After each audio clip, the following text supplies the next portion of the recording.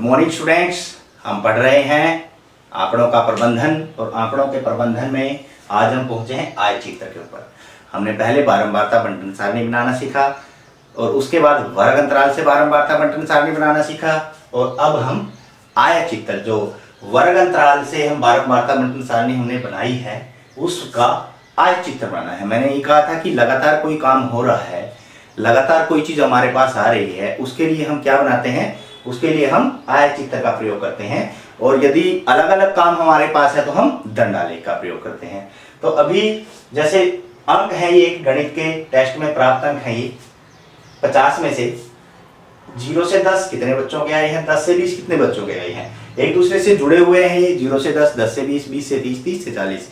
तो ये क्या हो गया, ये वर्ग अंतराल में होकर इनका क्या बनेगा, आय चित्र बनेगा। आय चित्र किस प्रकार से बनेगा, सबसे पहले तो हम उसी प्रकार से हमारी एक्स वाई जो रेखा है उनको खींच लेंगे।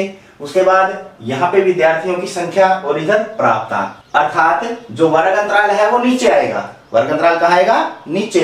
और जो बारंबारता है, बारंबारता में हम कुछ भी ले सकते हैं। यहाँ पे इन्होंने क्या लिया है, विद्यार्थियों की संख्या लिया है बारंबारता में, तो यहाँ पे हमारे पास वाई एक्स पे विद्यार्थियों की संख्या आ गया। सबसे पहला हमारा काम होता है पैमाना।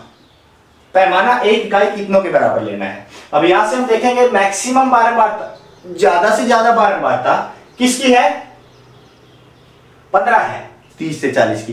तो 15 है, अब मैं कहां तक 15 ले सकता हूं, 1 2 3 4 करके भी ले सकता हूं, 5 5 करके भी ले सकता हूं, लेकिन 5 5 में ज्यादा छोटा हो जाएगा तो मैं इसको 2 के बराबर ले लेता हूं।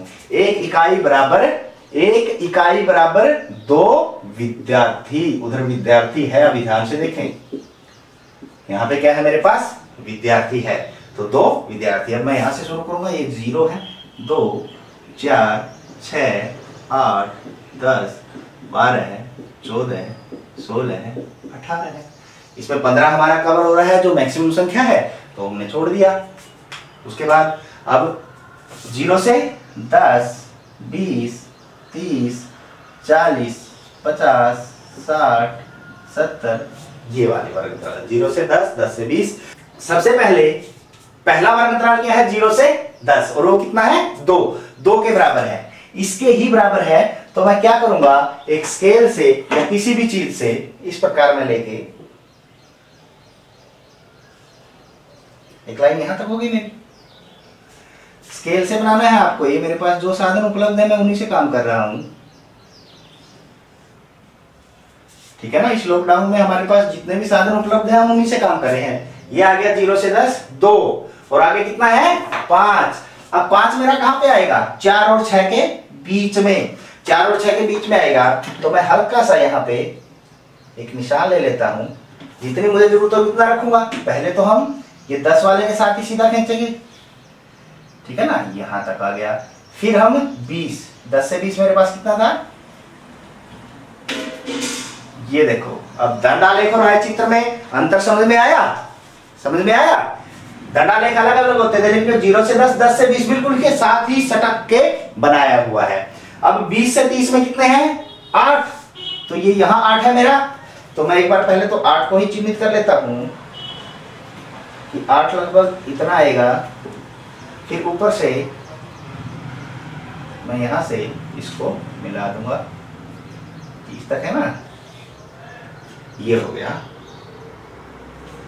0 से 30 मेरे, 20 से 30 मेरे कितने आ गए, 8 आ गए। उसी प्रकार 30 से 40 कितना है, 15 है, 15 14 और 16 के बीच में आएगा, बिल्कुल बीच में आएगा। तो उसी प्रकार मैं यहां से ध्यान रख के छोटा सा निशान यहां से लगा लेता हूं, बाद में मिट जाएगा ना वो। और एक मेरा यहां तक हो गया, और दूसरी लाइन है, मुझे कहां तक लेनी है, 40 तक। 30 से 40 है ना ये हमारे पास। आप स्केल से इसको बिल्कुल सही बना सकते हैं और उसके बाद रबड़ से मिटा भी सकते हैं। पेंसिल और स्केल से ही आपको इसको बनाना है और किसी चीज से नहीं बनाना है। अब 40 से 50 कितने हैं, 10 मेरे पास ये है, ये देखो ये रहा 10 है ना। यहाँ से मैं एक लाइन इधर ले लूंगा। अब हमें दूसरी तो खींचने की जरूरत ही नहीं है, वो तो पहले से ही लगी हुई है। मुझे एक ही लाइन खींचनी है 50 वाली। तो यहाँ पे ये क्या हो गया, 10 वाली लाइन भी मेरी खींच गई। और इनकी हमें जरूरत ही नहीं थी 60 से 70 की, क्योंकि हमारे पास अंक कितने दिए हुए थे, 50 थे। मैक्सिमम अंक भी 50 दे रखे थे, तो यही तक हमें जरूरत है। अब देखो ये हमारे पास क्या बन गया, आय चित्र बन गया जिसमें 0 से 10 कितने हैं, 2।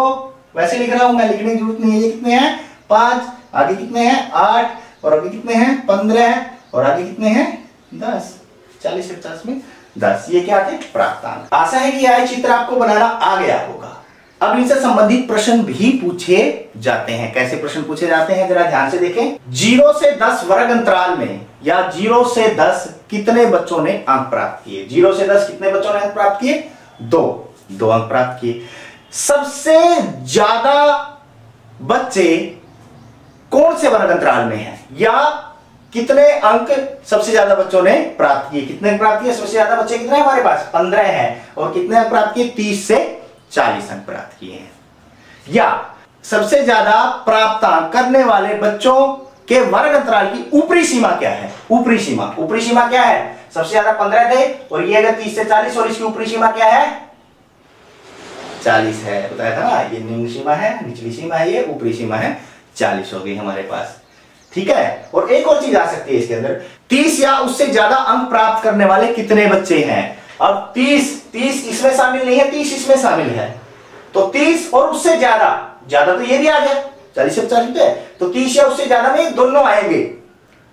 दोनों का जोड़ करना, दोनों को बढ़ा 15 और 10 कितने हो गए, 15 और 10 कितने हो गए, 25। तो 30 से ज्यादा कितने बच्चों ने प्राप्त किए हैं, 25 बच्चों ने। ऐसे घुमा फिरा के प्रश्न भी वो देगा। तो आपको ध्यान रखना है कि जो आय चित्र है इसमें आपने इस प्रकार से इनको पढ़ना है, इस प्रकार से आय चित्र बनाना है। पैमाने का भी प्रश्न पूछ सकता है, पैमाना तो अब आपको आ ही गया है। ठीक है ना।